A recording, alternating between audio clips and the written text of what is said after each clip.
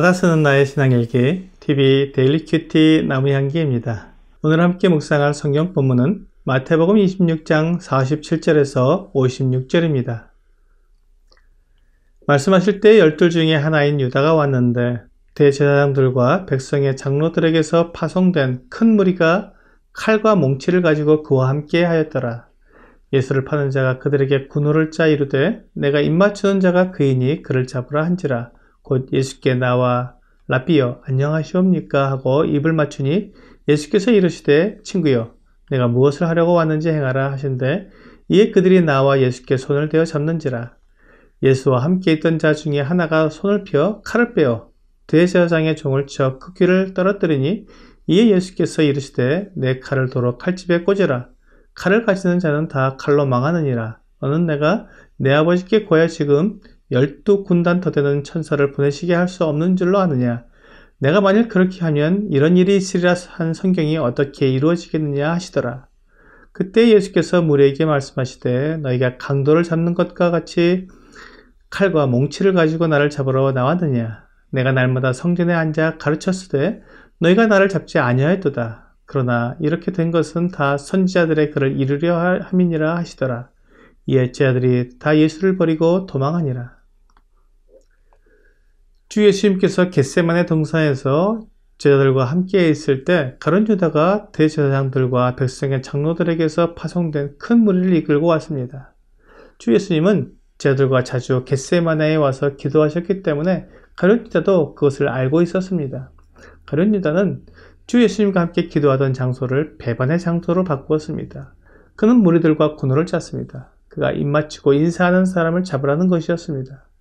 가룟 유다는 존경과 사랑의 표시인 입맞춤의 인사를 포악과 배신의 표시로 바꾸었습니다.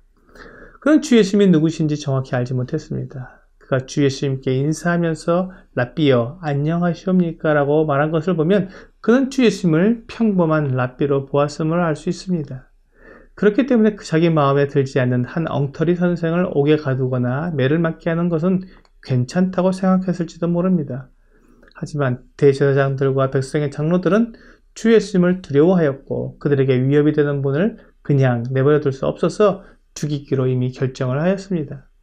가룟 유다의 어리석음과 돈에 대한 욕심이 결국 주 예수님을 파는 배신의 자리에 오게 만들었습니다. 어리석은 자는 그 마음에 이르기를 하나님이 없다 하도다. 그들은 부패하고 그 행실이 가증하니 선을 행하는 자가 없도다라고 시편 14편 1절은 말씀하고 있습니다. 가룟 유다의 문제는 그 마음에 하나님이 없었던 것입니다. 그는 하나님을 믿고 하나님을 따른다고 생각했을지 모르지만 실제로 그의 마음에는 하나님이 존재하지 않았고 그렇기 때문에 주 예수님의 모든 가르침과 그 보이신 이적을 통해서도 하나님을 만나지 못했던 것입니다. 그 결과는 매우 비참한 것이었습니다. 부패하고 가증한 일을 서슴지 않고 행하게 되었습니다. 가룟 유다가 주 예수님께 입을 맞추며 인사하자 주 예수님은 모든 것을 아시고 친구여 내가 무엇을 하려고 왔는지 행하라고 말씀하셨습니다. 주 예수님은 유다의 계획을 알고 계셨습니다. 그러므로 무방비 상태에서 붙잡히신 것이 아닙니다. 오히려 자신을 유다에게 내어주셨습니다. 그래서 유다와 군호를 짠 무리들이 예수님을 붙잡게 되었습니다. 이때 주 예수님과 함께 있던 한 사람이 칼을 빼어 대제사장의 종의 귀를 베었습니다. 요한복음 18장은 칼을 가진 사람이 베드로였고 귀를 다친 사람의 이름은 말고였다고 말씀하고 있습니다. 주 예수님은 베드로에게 칼을 칼집에 도로 꽂으라고 말씀하셨습니다. 주 예수님은 왕이십니다. 이스라엘의 왕으로 오셨지만 결코 무력으로 이스라엘을 점령하지 않으셨습니다. 오히려 나귀 새끼를 타고 예루살렘에 입성하셨습니다. 지금 주 예수님을 잡는 무리들을 물리치고자 하신다면 12군단이 더 되는 천사들을 부리실 수 있었습니다. 하지만 그렇게 하시지 않으셨습니다. 주님은 무력으로 이 세상을 점령하러 오신 분이 아니십니다. 오히려 자신을 제물로 십자가에 내어주심으로 죽음을 통해 사람들을 구원하러 오신 하나님이십니다. 그렇기 때문에 주님은 가룟 유다에게 자신을 내어주셨습니다. 우리가 주님을 잡을 때에도 조금 더 반항하지 않으셨습니다. 그것이 주님이 가야 할 길이었기 때문입니다. 주 예수님은 창조주 하나님이십니다. 말씀으로 온 우주 만물을 창조하신 전능하신 분이십니다. 하지만 지금 자기를 죽이려고 잡는 무리들 앞에서 아무 능력도 사용하지 않고 아무 말도 하지 않고 붙잡히셨습니다.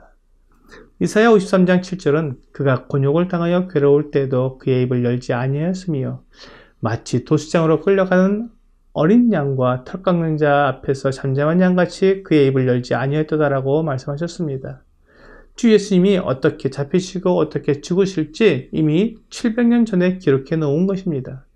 이렇게 큰 능력과 권위를 가지신 분이 그 힘을 사용하지 않는 모습이 온유한 모습입니다. 주 예수님은 나는 마음이 온유하고 겸손하다고 말씀하셨습니다. 전능하신 하나님이 마치 어린 양처럼 잠잠히 붙잡히시는 모습은 마치 사랑하는 아버지가 어린 자녀를 위해 자기를 희생하는 모습처럼 보입니다. 주 예수님께서 이렇게 가장 끔찍한 순간에 모든 것을 온유하게 받아들일 수 있었던 것은 아버지 하나님과의 교제 때문이었을 것입니다. 앞에서 보았던 겟세마네 동산에서 땀을 쏟으시며 기도하신 주님은 아버지 하나님께 할만하시거든 이 잔을 내게서 지나가게 해달라고 하셨습니다. 그 정도로 주 예수님께서 받으실 이 고난이 받아들이기 어려웠던 것입니다. 하지만 주 예수님은 아버지 하나님과 교제하시면서 온 우주 만물을 창조하신 전능하신 하나님으로서 도저히 당할 수 없는 이 십자가의 고난을 담담히 받으시기로 하셨습니다. 그 길이 사람들을 구원할 수 있는 유일한 길이었기 때문입니다. 주님께서 사랑하시는 사람들을 영원한 멸망에서 구원할 수 있는 오직 단 하나의 길은 주 예수님께서 사람들에게 붙잡혀 십자가에 못 박히는 것뿐이었습니다. 그 길을 가기 위해 주 예수님은 조용히 자신을 사람들에게 내어주셨습니다. 그러면서 베드로에게 내가 만일 그렇게 하면 이런 일이 있으리라 한 성경이 어떻게 이루어지겠느냐고 말씀하셨습니다. 주 예수님은 아버지 하나님의 뜻을 자신의 뜻보다 더 우선하셨습니다.